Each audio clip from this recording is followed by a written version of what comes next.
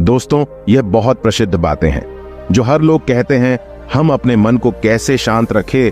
हमारे मन में कुछ गलत विचार आता है जो हमें सताती रहती है। मित्रों, आपको एक कहानी के माध्यम से बताया जाएगा, साथ ही ये वीडियो आपको बहुत जानकारी और सीख देकर जाएगा। आज आप इस कहानी में पूरी तरह से अपने आप को शांत रखना सीख जाओगे।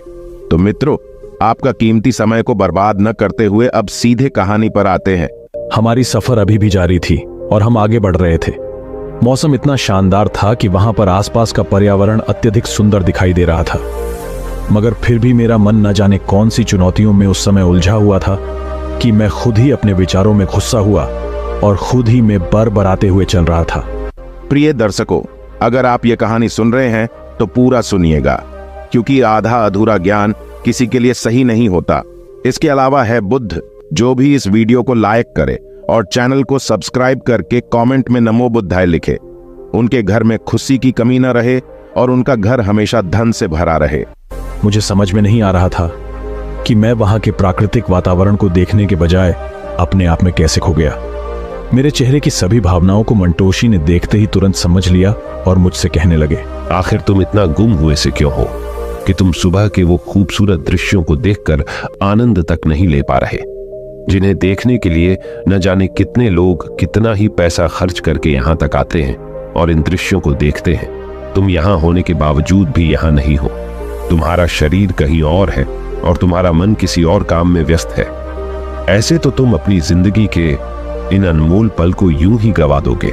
मुझे क्षमा कीजिए, मैं सिर्फ अपने कुछ कामों में उलझ गया था। मेरे दिमाग में लगातार कामों को लेकर चिंता बनी हुई थी और फिर मेरे मन में तरह तरह की विचार आने लगे। मैं शायद उनमें ही खो गया था। आप सही कहते हैं, मेरे सामने कितने ही सुंदर दृश्य हैं और मैंने अपनी इन विचारों में ही अपने आप को खो दिया। मैं तुम्हें शुरुआत से ही ध्यान से देख रहा हूं। तुम्हारा मन बिल्कुल भी चुपचाप नहीं रहता।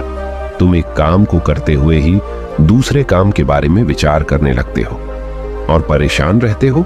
आप सही कह रहे हैं, मेरे साथ ऐसी समस्या हमेशा ही रही है। मेरा मन हमेशा विचरण करता रहता है। ऐसा नहीं है कि मन अशांत है, मगर यह किसी एक जगह लगता ही नहीं है। कभी कभी मैं ध्यान लगाने की कोशिश करता हूं तो मेरा मन न जाने कितनी जगह चक्कर लगाकर आता है।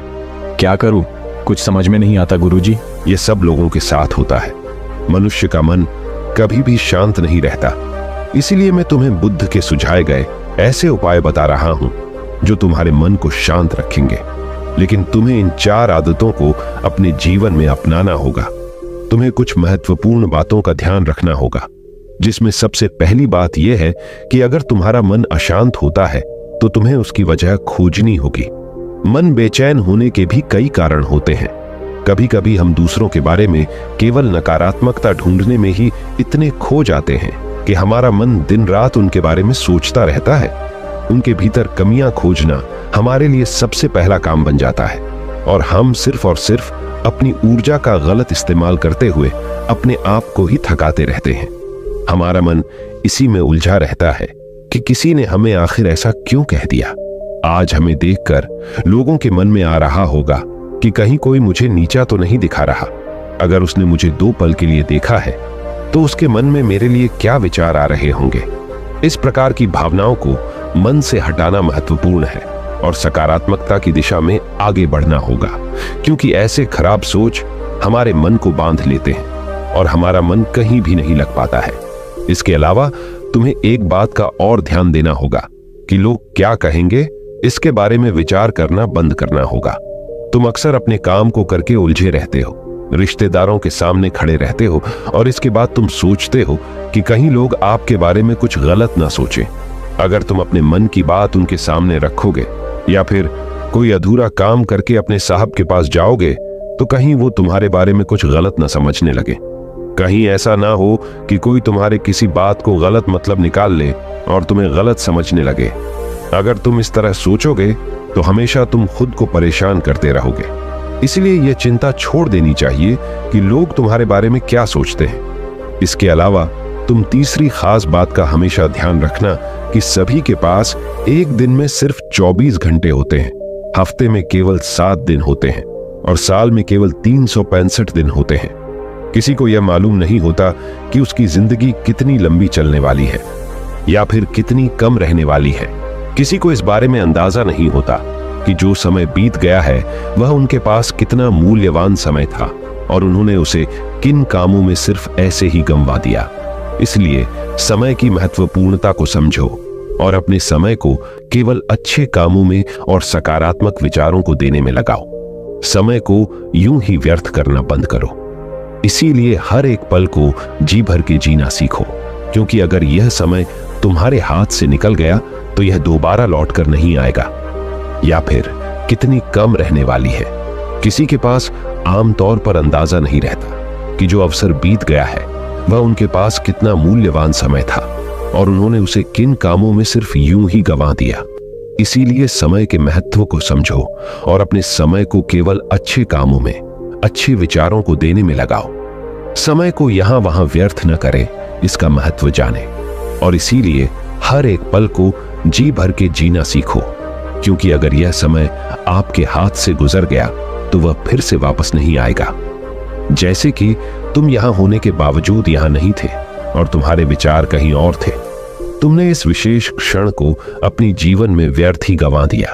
और अब मैं तुम्हें बुद्ध का चौथा महत्वपूर्ण नियम बताता हूं जो तुम्हारे मन को शांति दिला सकता है। अपनी तुलना किसी से कभी मत करना। हर व्यक्ति अलग होता है। जब अपने ही हाथ की 5 उंगलियां अलग अलग होती हैं और विभिन्न तरह से काम करती हैं, जब अपने ही शरीर की दोनों आंखें भी एक दूसरे के साथ मेल नहीं खाती, तो फिर तुम कैसे अपनी तुलना किसी और से करने लग जाते हो। यह एक बड़ी वजह है कि जब तुम अपने आप को दूसरों से अलग दिखाने की कोशिश करते हो, अपने आप को नीचा दिखाने लगते हो और फिर तुम्हारा मन तुलना करता है, तो यह कठिनाइयां पैदा कर सकता है। इसलिए अगर अपनी तुलना करनी है तो केवल अपने आप से करो।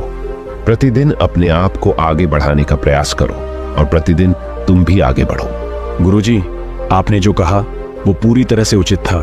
मैं इन बातों का ध्यान रखूंगा। इसके अलावा भी हम अपने मन को शांत रखने के लिए कुछ उपाय इस्तेमाल कर सकते हैं। हाँ बिल्कुल, तुम्हें बस कुछ बातों का ध्यान रखते हुए उनका पालन करना होगा। जैसे कि अपने विचारों से दूर ना भागो, चाहे वो अच्छे हों या बुरे, क्योंकि सभी के मन में विचार आते हैं। अपने मन को स्थिर रखने का अर्थ यह नहीं है कि हमें इनसे बचना है या विचार कभी मन में आ ही नहीं सकते, किंतु मन को शांत करने का अर्थ है कि हम अपने मन के विचारों से परेशान ना हो और इसे एक मानसिक विकास समझकर इस पर ज्यादा ध्यान ना दें। अगर आप अपने दिमाग से उन्हें हटाने का प्रयास करेंगे तो आपको कभी भी उन्हें पूरी तरह से नहीं हटा पाएंगे, बल्कि ऐसे ही आपको और परेशान करेंगे। इसके अलावा नियमित व्यायाम करने का प्रयास करें। यदि आपके मानसिक स्थिति में विचार थमने का नाम नहीं ले रहे हैं, तो यह मतलब हो सकता है कि आप शारीरिक रूप से भी तनाव में हैं। जब आपका दिमाग तनावग्रस्त होता है तो आपका शरीर भी तनाव में होता है। इस परिस्थिति में अपने शारीरिक और मानसिक तनाव को मुक्त करने का सबसे अच्छा तरीका व्यायाम करना है।